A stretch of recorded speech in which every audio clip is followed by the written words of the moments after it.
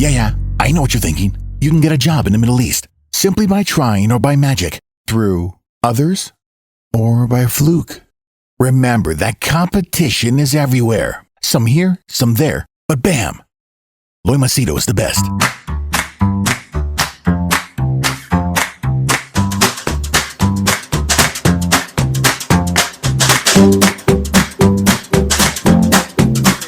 Hey, guys,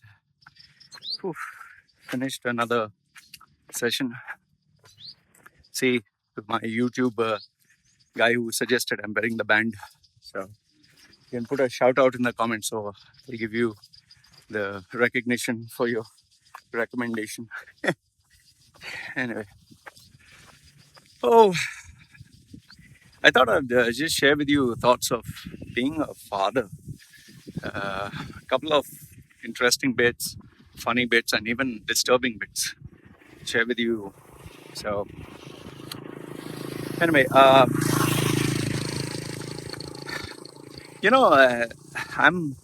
I think 43 or 44. You never think, you never imagine that you'll get old. You always assume or you think I will forever be young. Like when you're in your college days, you don't think about anything other than having fun, friends and girls, and that is if you're a boy, you think girls and showing off and muscles and looking out for role models. And today's generation, given that they have Google and they have Facebook and WhatsApp, and so you become like, I want to go out there, give my opinion, say my stuff, sound intelligent, smart, whatever. So, you go through life thinking. You don't think you're going to be young, or you don't think you're going to be old. You just think, this is me, this is what it is. And then obviously you have these big dreams that you're going to be a billionaire and millionaire and earn 7-figure income and travel around the world and have this hot girl as your girlfriend and enjoy life, and you're always seeking for your friends and hanging out. And when you get this girl, you're like constantly thinking, okay, I'm going to try this sex and that sex. You talk to her, love you and can't stay without you, and all those manly stuff. And then obviously you want to show that you're more manly than others. So either you wear expensive things or drive expensive cars, or this whole gamut. You're being busy and you're constantly either you're doing something or another. The time waster is sleeping. You don't want to sleep. Sleeping is a waste of time. So you go through all this, and then when I fast forward, like, fuck, become 40. When you're 20, 40 is like uncle, it's like old. Like, fuck this, these guys are old, and you don't mind even getting into a fight with them because you want to show that you're macho. And from your 20s, where testosterone is oozing, you go into your 30s, where you learn the ways of the world, corporate bullshit, politics, making money, rubbing shoulders, enjoying the perks, the freedom of making money, go on a power trip. You might make some decisions of getting married, think you've become mature, settle down, and then go through life. But sometimes it is during this stage that someone either gets a baby or becomes a father, or they go on. But the day you have a baby, fuck, I'll tell you, it's not even marriage. Marriage is just another phase by itself. But the day you have a baby, it's like, there's some fucking flip the switch, Like when I used to read about having babies, as some people used to say, oh, I cried and I had tears of joy and my heart melted, and some other people, they give over. They fainted when they saw the baby come out. Some other people were sitting or standing right in front of when the lady was delivering. And they were there to witness the birth. Some people even take a video and upload it on YouTube. You can see it. They're showing the process of delivering the baby. Actually show the mother, father, the husband, all are standing in the room and she's delivering. Some women, they deliver in water, in nature, and you get all these kinds of different lifestyles, I guess. So anyway, when my wife had to deliver, uh, she was in pain, and we knew that the days were coming closer. So as soon as she was in pain, in the morning, I told her, nothing doing, we are going right now to the hospital. And immediately I drove her to the hospital. I didn't know how long it was going to take. Took her to the hospital, and I so remember that day. Took her to the hospital, and I thought it'll be like 1 day, 2 days, 3 days, whatever. Took her to the hospital, and she changed into a nightgown. Changed into the patient's thing. Well, they wear that. And I was like telling her, okay, don't worry, I'll go home and come back, because I obviously wanted to do work, didn't want to be there. And when she turned around, I saw there was drops of blood on her ground. I immediately told her, I said, "Say, listen, you have drops of blood." And other people pointed out, and then she went back into the maternity. And I was just wondering, okay, is everything okay? Next thing you know, after 1 hour or so, the doctor comes, okay, you have a baby, huh? It's like, what? It's like, have a baby? It's like, aren't you supposed to wait like 2-3 days? So, and have a baby. She didn't say it that way. She said, Nitnipa. That was my wife's name. Nitnipa, Nitnipa. And so I came, I said, yes, Nitnipa. I'll tell you the shock of my life. She said, Nitnipa. I said, yes. And she is holding in her hand a baby wrapped in pink. So if it's a girl, they wrap it in pink. If it's blue, they wrap it. If it's a boy, they wrap it in blue. So she had this baby, small little thing as big as your forearm, in her hand and in her arms. And she was like, Nitipa? I said, yeah. Okay, baby. I was like, what? I was like, what do the expression on my face is, what the fuck are you talking? She's saying, then she saw the look of shock on my face, and she thought maybe I was the wrong father. So she said, Nitnipa, you Nitnipa. I said, yes, Nitnipa. Then she checked the name. There was like this kind of paper kind of bracelet. It said the name or something. So they didn't want to mix up the baby. So say Loy something. She just mumbled my second part of the name. She said, Nitnipa. I said, yes, that's my wife's name. Saying, you sure you Loy? I said, yes, I Loy. So she said, this is your baby. I remember having that camera in my hand because I wanted to capture the moment. I didn't know how it was going to pan out. So I was like, what the fuck? And then when the baby came and she showed me the baby, she was holding it. I was shit scared, I'll tell you. She was holding the baby. I was shit scared to hold the baby. I was not going to hold the baby, man, because I didn't know how the fuck to hold a baby. I don't know how to hold a baby. I'm just, you give me a dog, I can hold a dog. You give me a stone, I can hold a stone. I mean, the baby is a fragile thing. Like, I don't have any experience holding a baby. I was like, no, you hold, and took the video. And I wanted to see how the baby looked because, I was worried that would the baby have, squinty eyes? Would the baby look ugly? Would the baby look like good looking? Or, I didn't know how a baby is supposed to look. So when I remember seeing the baby, I was like, huh? Is this how a baby is supposed to look? You had this, my baby's eyes were big, like swollen, really big and watery. I still remember that. And big eyes, really big eyes.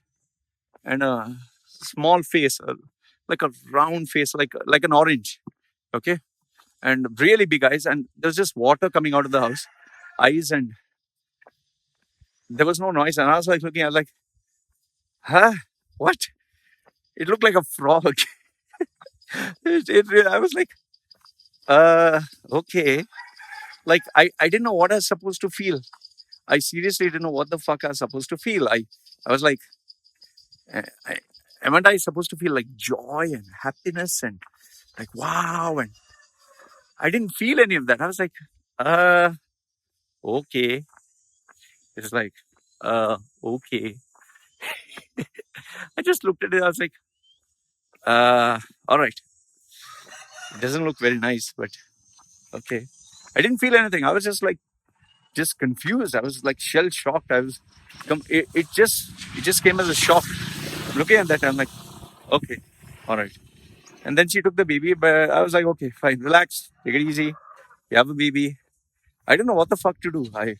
So then she took the baby in, and then another nurse came out and said, you have to take your wife to book a room and all that. So I said, okay, fine, book a proper room. I don't want her sharing with anyone. So I took a proper room. So then they wheeled the mother and the baby to the room, and there my wife was there and the baby is there. And obviously my wife was, I think, I am not too sure, she was giving her milk or whatever. So, and my wife obviously was exhausted because it was a very painful this thing. And I was like, okay, we have a baby. I was like, I remember, before, just to go a few steps back, before my wife came there, I was on Facebook Live. I just said, okay, I'm a father of a baby. Everyone's like, congratulations. So I called my friend. His name is Suresh. He is like 15 years elder to me. And he said, congrats, you're a father. So I said, man, I just don't know what the fuck to do. He's like, relax. It's okay. It happens. I was like, is it normal? I'm supposed to feel happy, but I don't feel anything. And I was completely confused. Some people, when you see in the media, okay, they cry, like Dwayne The Rock Johnson, he was holding the baby, he was saying it's a beautiful moment, and some people cry and some people have joy. But I was like, I don't know what the fuck to do. I'm just so confused, man. So he was like, listen, take it easy. Just take it easy. We have all gone through it. I said, this is normal? He said, yeah, this is very normal. Just go. The wife needs you. I said, okay, all right. So I was still like, okay, what do I do? Okay. So then I got myself together. I said, okay, money, take care of wife, work, this, that. Okay. So when my wife was feeding the baby, I was there. And then I was like, you saw the baby, how it looks? She said, yeah. I didn't want to offend my wife, but then I might as well tell her. I said, the baby looks like a frog. And then she started to laugh. She said, yeah, it looks like a frog. Like, oh, okay. So I was like, how is the baby supposed to look? So she was like, no, baby, okay. Everything okay. I was like, okay, fine. Just wanted to make sure the baby was fine. Then she was like, okay, hold the baby. I was like, no fucking way. I'm not holding the baby. I said, I don't know how to hold the baby. No, hold the baby like this. And she I was so scared to hold the baby, man. Fuck, I was so scared. I was like, how the fuck do you hold a baby? And then she showed me, put the hand like this. And I was like, okay. I was so tensed. When I was holding the baby, I froze. And then, she opened the baby's, the cover, and there was that umbilical cord. And I was like, oh my God, what is that? What is that hanging out? So it's like, I was worried it's an intestine or something else. Okay, so she was busy. She was just taking care. She was talking to her mother. She was talking to the sisters, and she knew what to do. I was like, I don't know what to do. Then in between, my wife had to change her. She had a pad where she was bleeding, so, because she just gave birth. The vagina, the whole womb. All the blood was coming out. So she called for the nurse. That time there was no fucking nurse. I don't know what the fuck happened. There was someone who was a trainee or someone who was new. We tried calling her. She came. We told her about changing the pad. She didn't know how to fucking change the pad, or she was acting funny. So I got pissed off. I just told my wife, I'll change it for you. So I took out the pad that was filled with blood, and I, you know, I was trying to figure it out because, you have to be it's pretty sensitive, no? So they have like a string where they put the pad. And as I was doing that, the head nurse or someone came in and they were like completely shocked because they're seeing that I was doing it. So I told the head nurse, there's nobody here who's helping out. And she was like, oh, okay. And she said, it's okay. Then they came, they had gloves and everything else. So they did it. For me, I was not ashamed. It's my wife. I have to take care of my wife. I have to take care of her. So I was not ashamed. I made sure that they changed the pad and made sure the wifey was okay. And by the time I arranged another lady to be there with my wifey, and I told my wifey after some time, okay, I will go home and I'll do work and then I'll come back in the evening. So, well, that was the first time of being a father. But I'll tell you, I was so shocked. I didn't know what the fuck to do, man. So, anyway, from there, wife brought the baby home. And the first thing after the wife brought the baby home, fuck, the crying. Wow. It's like, oh, fuck. I was like, oh my goodness, what the fuck is this? Every I was like, I can't take it. I was like, I need to sleep. I said, you're the mother. You take care. Like, what am I supposed to fucking do? I don't know how to give milk also. Like, I don't have milk. So obviously, breastfeeding was important. So I told the wife, you just take care. But she really took care. I'll tell you that. She really took care day and night. I just made sure that she was taken care of. I had to do my work, but I stayed separate. The crying was driving me mad. At least for the first few days. Eventually, I kind of got used to it. I bought headphones. I bought an app so that I could do my work quietly. And then, obviously, then my wife one day asked me, do you want to change the diaper? I said, no, thank you. I don't want to fucking change the diaper. I don't know how to change the diaper. I'm like, it's a girl. How am I supposed to change the diaper? And, you have to clean the baby's private parts and all that. I don't know how to. You're a girl. You know how to clean like the baby's private parts. I don't know all this. So I was like, you just do all this. I don't want to do all this. So diaper part, everything. So breastfeeding, she was taking care. And she asked me, do you want to give the baby a bath? I said, no, I don't want to give a baby a bath. I don't know how to give a bath. Like, she gave the bath after, I think, a few days or so, not immediately. So that's how the baby grew up. I had a little bit of difficulty holding the baby, but eventually I kind of understood how to hold the baby. Then I would take a few photographs, put it up, I kissed the baby once. One of the crazy things I did was taste breast milk. Just taste like just liquid. I was like, okay. I thought it's supposed to taste sweet or something. I was just curious because I never drank breast milk. No, I did drink breast milk, but I don't remember how breast milk tasted. So I was like, okay, this is breast milk. Okay, whatever. So it was pretty funny. I found it funny asking my wife. My wife didn't mind it at all. She said, you want to taste breast milk? Okay. I was like, okay, whatever. You see all these adult movies where they do all crazy shit. So it was nothing like that. It was just, okay, taste breast milk. Okay, whatever. Then, what else? Yeah, then taking the baby growing up. And now it's like,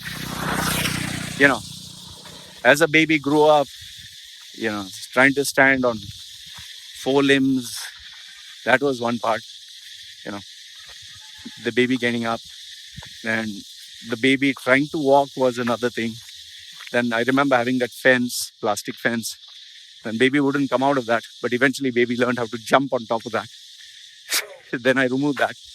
Then the baby started going and pulling out all the books. Oh, fuck. That was another one. Lately, just few days ago, I gave her a nice on the bum, on the legs, because she pulled out my CD, the CD one particular thing, and she broke the complete cover. I was so pissed off. But then I was like, okay, whatever. Need to keep this safe. So rearrange my bookshelf. Every time my baby would go pull out something on her. Books is okay, but the only fear is she might tear the books. Now my baby has started to draw, takes a pen and draws things, and the whole place, I think, will look like a graffiti. And now, now what my baby has started to do is my baby tries to emulate whatever I'm doing. Like the other day, I was just lying down and looking at my phone and just playing a game, just taking a break from work. My baby came and just lay down next to me, and I was looking at the phone like this, and I was moving my finger. Then my baby took her finger, and she was also doing something. And then, to my surprise, she went and took my wife's phone, and obviously it's not on. She was holding it like this and doing something. And then she, comes to me and she tells me because it's not on, right? So she's like showing me it's not on. So I press a button at the side. I shouldn't have done that, because now she knows there's a button at the side, and she presses that and she does something with her finger. Now she knows the numerical pad, but she doesn't know what number combination. So she's busy pressing. I don't want the phone to get locked. Then one day when I open the door, I don't let her come in my room. To my surprise, she walked into the room, climbed on top of my chair. My keyboard was there, and she would she was typing, slapping the keys like how I used to do, like how I normally do typing. So, like, my baby is trying to copy whatever I'm doing. Then when I eat orange, she goes, she wants to eat orange. When I eat my sandwich, even if she's full, she'll want to eat what I eat. She's just curious. Okay, what am I eating, and she wants to eat. Like if my wife prepares the same meal, she doesn't want to eat that. But if I eat, she'll eat that. And then what else? Yeah, so my baby is constantly trying to follow whatever I'm doing. And so it's like it kind of reminds you that you have a responsibility. Whatever you're doing, your baby tends to copy or emulate or wants to follow. In fact, now when I go walking, sometimes right now my baby is just they're just sleeping, or they got up, but I don't know what they're doing. My baby likes to come walking with me. You've seen the videos. So it kind of makes me mindful that whatever I'm doing, my baby will do. So I need to be mindful of that. At the same time, I need to keep in mind that my baby, the future, whatever has to happen, I need to just guide her accordingly. Like, for example, I make sure that my baby is habituated to sleeping without the AC. The simple reason being, if something happens to me, my wife goes back to the village. She has to go be a rice farmer. Baby has to sleep on the floor. Baby has to sleep without an AC. So she has to be habituated to that kind of life. My wife, she likes to bring spaghetti for the baby. Baby likes the spaghetti, which is like you make it hot in the oven. But I told my wife, I want her to eat sticky rice. I want her to eat Thai food. I don't want her to eat all this fast food or, my kind of lifestyle. I want her to be Thai. Like even language, I told my wife, I want her to learn Thai first. I want her to interact with Thai people first. I don't want her to, uh, have my mannerisms, not mannerisms in the sense that,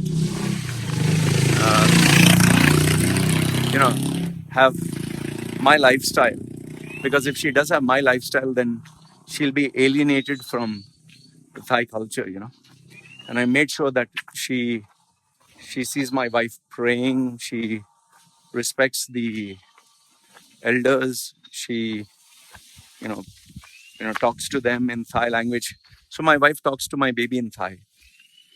So I also, always keep thinking that if I die, what will happen?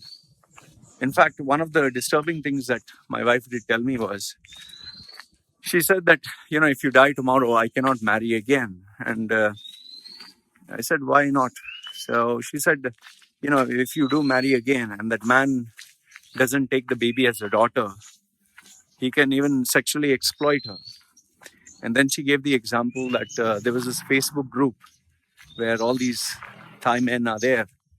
And these guys were like talking, many of them are second marriage, third marriage, whatever, or in just a live in relationship. So these guys were chatting. It seems that they're saying, how old is your stepdaughter? So he's saying, my stepdaughter, whatever. He's saying, oh, she's growing up. Good. Did you try touching her there? And you try teaching her this? And so, like there's always this fascination some men have, especially if you see Pornhub, you'll see, stepdaughter and stepfather. The mother's not there. Oh, okay, let's have sex. And that is the fantasy some people have, that they have sex with a stepdaughter, because obviously that is not biologically your daughter. So you just have this fantasy. It's a young girl and you're teaching her sex. So my wife was telling me that these guys in the group, they're like, oh, you can teach this girl many things. And the guy was also entertaining the conversations. Yeah, her breasts are growing big and sometimes I touch. And so I was just like, it's a very disturbing thought when you think about it. Like, as a father, you want to protect your daughter. Just think, like, if you knew any other man was sexually exploiting your child. And then, I was also thinking that my daughter would want a role model. Maybe if I die, she would look at this man as a father and she would think that this is like my father. And that man would, on the pretext of, uh, teaching her love, he would say that, oh, this is love. And he would teach her something sexually, He's saying, like, how pedophiles do it. Oh, this is love. I love you. And they smooch on the lips and they touch the genitals. And I love you very much. And you also love me. We keep it a secret.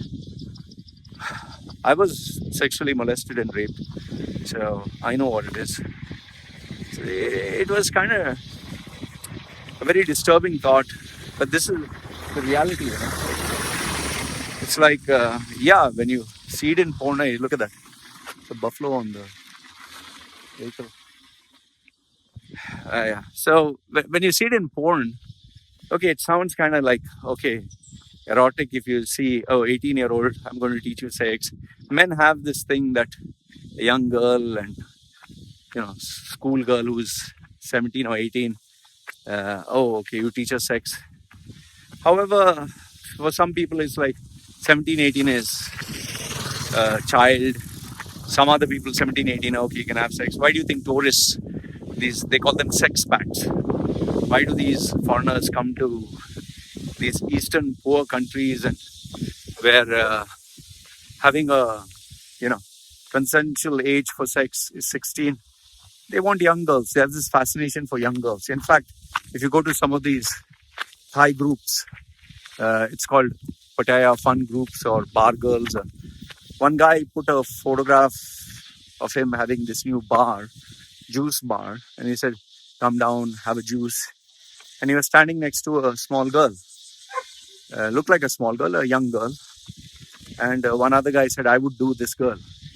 So then below the comment was, you fucking sick scumbag. That's his daughter, a 16-year-old daughter. So he's like, so who cares? So you get people like that, who have this fascination for young girls or underage girls.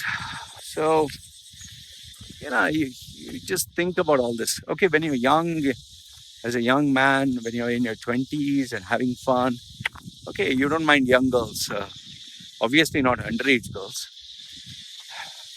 Okay, when I was 13, 14 or something, okay, you play kissy game and, you play doctor and all that shit. You play around with all this. But as you grow up, you realize the impact that it'll have on someone. And these are not things to be taken lightly. And yes, apart from that, the legal implications. It's a very serious thing. That's why people kind of keep it hidden. They don't talk about it. They're afraid to even discuss, because you can be branded as a pedophile. You can be branded as, you know, even if you just discuss that. What's his name? Veena, or whatever. He was a American Senate.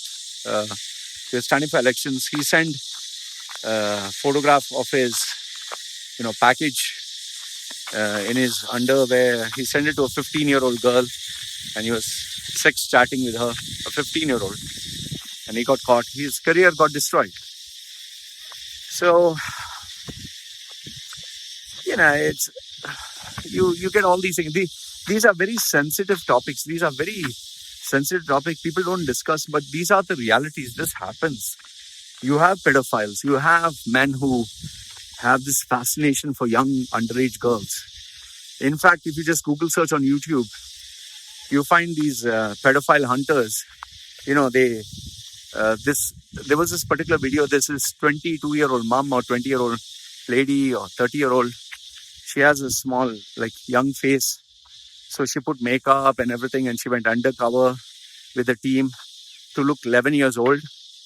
And she put herself on Facebook, Instagram, and all that. And they were constantly men, grown-ass men, married men, 40-year-old men, who were grooming her. I'll teach you what sex is. The first time will be painful, but you'll enjoy it. Let me teach you. And then men meeting, even though, because her frame was small, she could fool anyone that she was 11 years old. So she would go for these meetings, and they would meet in the hotel lobby, and she would be like, don't worry, I'll teach you. Come to my room. Just come. I'll teach you something, and I want to show you something. So, when you start thinking about all these things now, you know that there are so many things to think about. So my wife was telling me all these things, and I was like, yeah, this is the reality. So these are the fears that a father has, These are the fears that a person has, that someone, might target my daughter. So it's very important for me to, I can't just keep her in a nest and protect her. I need to expose her to the real world, because sooner or later she is going to be exposed. I can't forever supervise whatever she's doing. So I would have this conversation with her when the time is right. I would be talking to her. Maybe even as young as, maybe 7, 8, 9, 10, I'll tell her what is happening, what she needs to know. Boys shouldn't be touching her. Men shouldn't be touching her. I've told my wife very clearly, none of the relatives say making her sit on the lap and hugging her and kissing her. And whether it's a priest, whether it's a monk, whether it's a father, whether it's an uncle, anybody, I don't care. I don't give a fuck. It's my job to protect her, my job to make her, you like my daughter from far. Don't put your paws on my daughter. That's it. And I'll make my daughter aware, this is what men do. This is what men are. This is how they manipulate you. And yes, I'll also teach her how to defend herself. Because you have guys who will just push the girl against the wall to smooch her because they see this in the movies. This has happened to girls. Even when I was young, I used to see that the guy pushes the girl against the wall and starts kissing her, and then she gets turned on and she responds. So you get the false information in the head that a girl would love to be pushed to the wall, and as you start making out with her, she'll enjoy it and she wants it.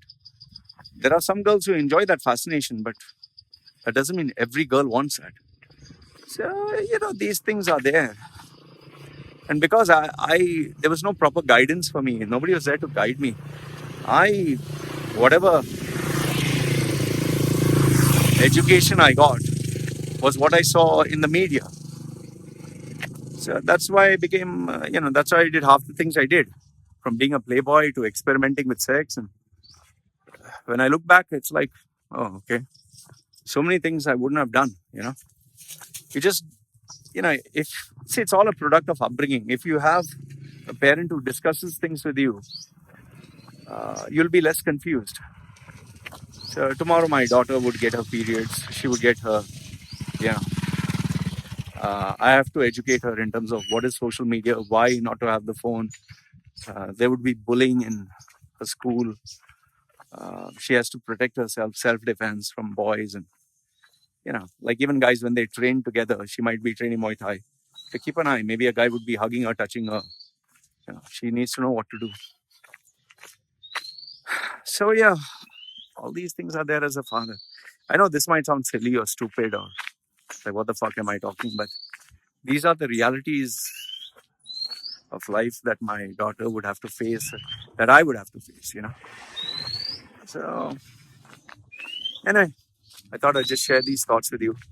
I know it sounds kind of maybe silly, but I'm a first-time father, so obviously these are the things that go through my mind and which I need to, kind of talk about or address. Like even the fact that my wife sometimes says, what if she becomes a lady boy? What if she becomes like a lesbian? Becomes a lesbian. What you can do? You can't do anything about it. So, but yes, I wouldn't allow my daughter to sexualize herself. And no social media. Absolutely. Like after I stopped that iPad, my baby doesn't remember the iPad. So now she doesn't see the iPad. She doesn't touch the iPad. She doesn't look at the iPad. She doesn't, nothing. And if I show the iPad, I'm sure it'll bring back memories, but we're keeping it away from her. So this is what it is, guys. I know there's thoughts, being a father, having a daughter. Let me know what you think in the comments below. And yeah, that's one of the reasons I think I make my wife get up on time, clean the house on time, clean the house properly, do work. Because I tell her, the baby is watching you. She's going to follow you. You're her best friend. You're a role model. So you better hold yourself up to standards if that is what, you want your child to be. So we'll take one day at a time and we'll see how it goes, man. Anyway, these are my thoughts. Let me know your thoughts in the comment section below. Once again, this is me signing off. Take care.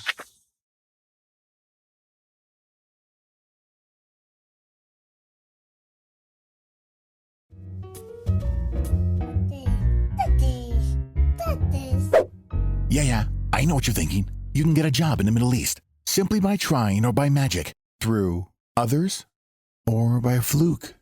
Remember that competition is everywhere. Some here, some there, but bam! Loy Machedo is the best.